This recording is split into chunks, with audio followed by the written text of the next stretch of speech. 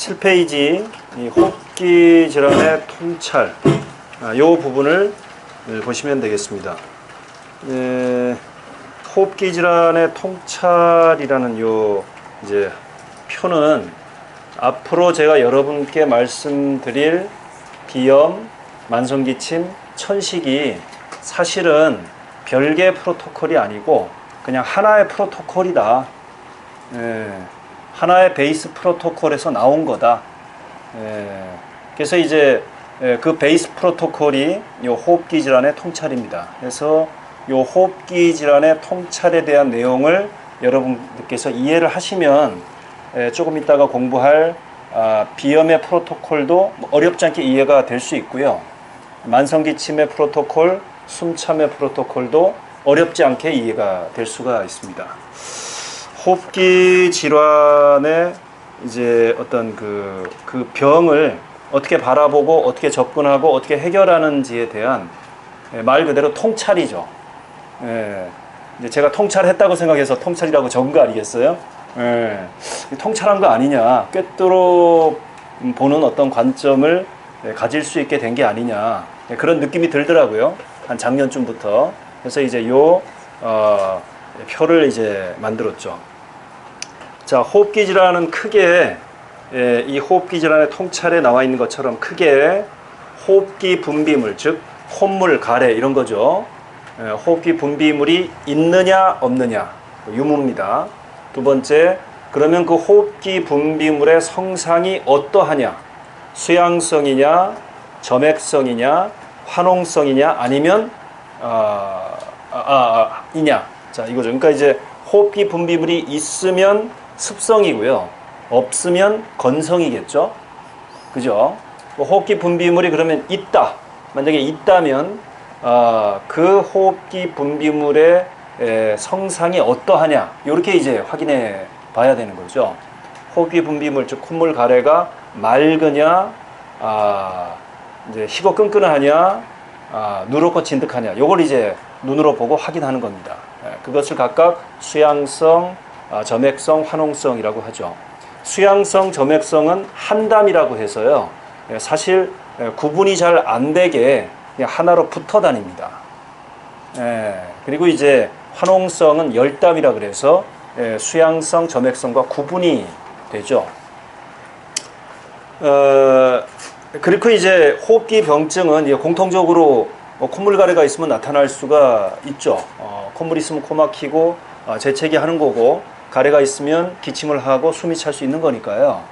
호흡기 안에 분비물이 어떤 형태로든 어디에든 이제 이렇게 있으면 호흡기 병증은 여하한 증상들이 나타날 수 있는 겁니다. 그건 중요하지가 않고요. 마지막 세 번째로 이러한 이제 호흡기 병증들이 기침, 재채기, 콧막힘, 후비로 숨참 이런 호흡기 병증들이 한랭 자극, 온열 자극에 의해서 악화 완화가 되느냐, 별로 되지 않느냐. 자, 요겁니다. 한온 자극에 의한 악화 완화가 일어나느냐, 일어나지 않느냐. 요 세 가지. 요 세 가지를 가지고 접근을 합니다. 끝이에요. 요게 접근법입니다. 앞으로 이제 끝날 때까지 요 세 가지의 접근법이 계속해서 반복이 될 거예요. 제일 중요한 거는, 자, 하나, 둘, 세 개라 그랬죠. 호흡기 분비물이 있냐 없냐, 그 분비물의 성상이 어떠하냐, 그리고 그것이 호흡기 병증을 비롯해서 이제 이 호흡기 분비물까지도 하여튼 그것이 한온 자극에 의해서 악화 완화 되느냐 안 되느냐, 요겁니다. 제일 중요한 것은, 임상에서 제일 중요한 것은 마지막 세 번째예요. 악화 완화 요인에 의해서, 한온 자극에 의해서 악화되느냐 완화되느냐, 이게 제일 중요하고요. 그 다음이 성상이고 그 다음이 유무입니다. 자, 우리는 결국은 이 호흡기 분비물이 있냐, 그럼 이제 이 호흡기 분비물을 말리는 약을 쓰겠죠. 그죠? 호흡기 분비물이 없다, 그럼 이제 이 기관지를 자윤하는 약을 쓰겠죠. 그럼 이제 호흡기 분비물이 있다, 있는데 수양성이다, 그러면 대개 마황을 씁니다. 거의 70% 80% 이상 마황을 쓰죠. 그리고 호흡기 질환의 또 7, 80% 이상이 수양성으로 와요. 그렇습니다. 그 수양성 호흡기 질환 중에 또 7, 80% 이상이 마항을 씁니다. 그래서 호흡기 질환의 치료의 관건은 마항을 어떻게 잘 쓸 수 있느냐, 마항이라는 이 존재를 잘 다루느냐, 부작용 없이 효과만 내게 하게 이렇게 잘 쓸 수 있느냐, 거기에 달려있다 해도 과언이 아니겠습니다.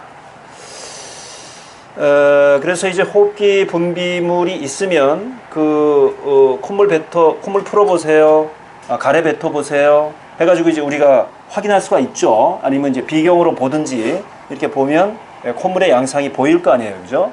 근데 이것이 마항을 쓰는 말하자면 수양성일 경우에도 뭐 찌득하게도 나오고 누렇게도 나오고 막 이렇게 혼재돼서 나타나는 경우가 많거든요.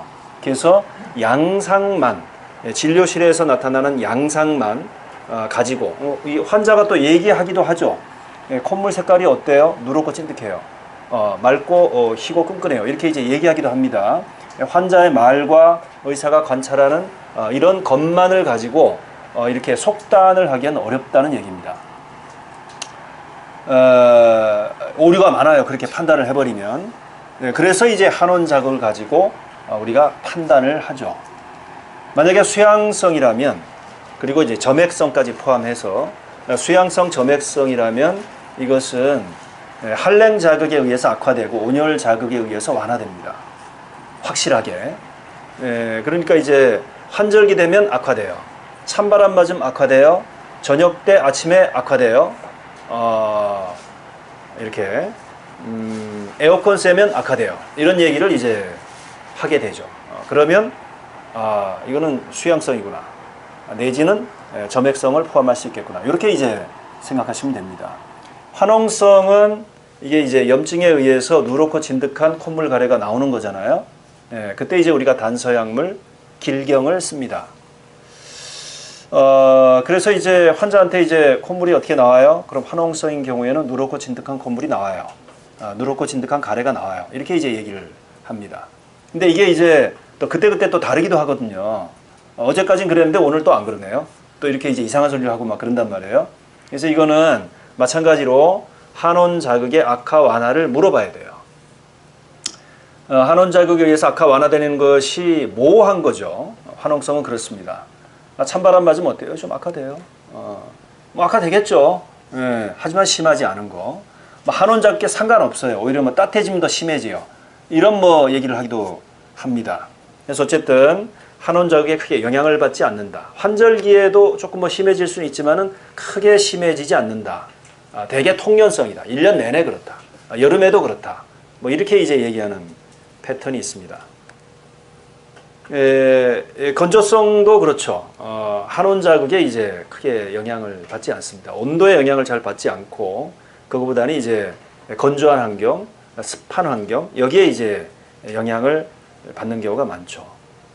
자, 이랬을 때 이제 우리가 분비물의 유무, 그러면 습성, 건성 이렇게 나눌 수 있겠죠. 대개 습성입니다.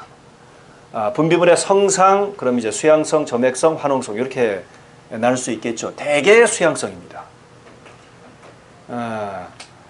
자, 대개 습성이고, 습성 중에 대개 수양성이고, 수양성이면 대개 마왕을 쓰고 간혹 세신을 쓰고 드물게 정력을 쓰고 건강으로 보조하는 경우가 있죠. 이렇게 이제 기억하시면 됩니다.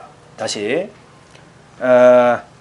호흡기 질환은 분비물의 유무에 의해서 습성, 건성으로 나뉘는데 대개 습성이고요. 그럼 이제 이 습성 분비물의 양상을 확인해야죠. 그럼 수양성, 점액성, 화농성으로 우리가 구분할 수 있잖아요. 그때 대개 수양성이라는 얘기입니다. 수양성일 때 그럼 대개 마왕을 쓰고 간혹 마왕이 없는 세신을 쓰고요. 드물게 정력을 쓰고 건강으로 보조하는 경우가 있다. 끝. 여기까지가 이제 아마 한 60%, 70%가 다 해결이 될 거예요. 마왕을 쓰는 경우에 60%, 70% 정도가 요 이제 라인에서 다 해결이 된다.